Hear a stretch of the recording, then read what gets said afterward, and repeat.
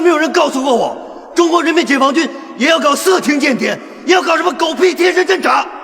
你违反了军法，也违背了我们从小就遵守的道德底线。不想干，你可以退出啊。我不会退出，但是我会向上级去控告你。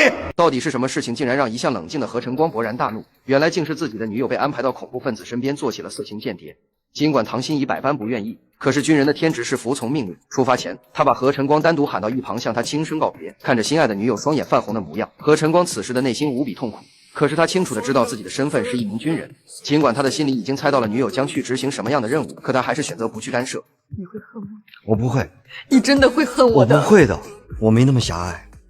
如果必须那样你才能完成任务，我只会把这当成是你的牺牲。不多时，范天雷走过来提醒唐心怡时间已到，最后拥抱了一次何晨光之后，他便转身离去。不多时，唐心怡与犯罪头目正面接触的画面通过监控设备清晰地传回指挥中心，每一帧都像尖刀一样扎进现场所有人的心里。屏幕前，何晨光的拳头攥得发白，额角的青筋一根根暴起，一旁的王彦斌更是咬牙切齿的要替何晨光宰了章鱼，可是却被范天雷厉声喝住：他是我们重要目标，是警方这么多年通缉的要犯，他活着比死了有价值。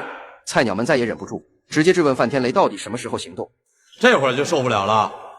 他是军人，你们也是军人，但是从来没有人告诉过我，中国人民解放军也要搞色情间谍，也要搞什么狗屁贴身侦察。何晨光更是直接放话，等任务结束，一定要向上级反映这次行动的违规之处。然而范天雷一句话都没辩解，他只是默默地递给众人一组照片。看着照片上惨死的同胞，何晨光的眼神变得复杂。你以为这是什么？这就是战争，战争是不择手段的。这不是我们想象的战争，我们的战争不该这样进行。这是现实战争，现实战争是不用选择的。但是我会保留向上级控告你的权利。何晨光语出惊人，如果战争都可以任你选择，那还打什么仗呢？范天雷转过头看向在场所有人，但是谁给你作证？报我！王彦斌第一个回答自己愿意作证，二牛紧随其后，然后是徐天龙和飞行员。10个人的队伍里，有5个人选择站出来，另外5人沉默着低下了头。范天雷再次厉声质问，有没有人愿意放弃作证？尽管会被淘汰，可大家的信念却更坚定了。我们绝对不会接受这种肮脏龌龊的手段，尤其是违法的手段。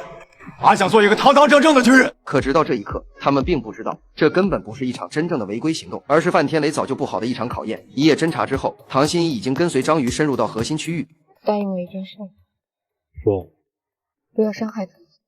你知道，我说了也等于白说。那就别说了。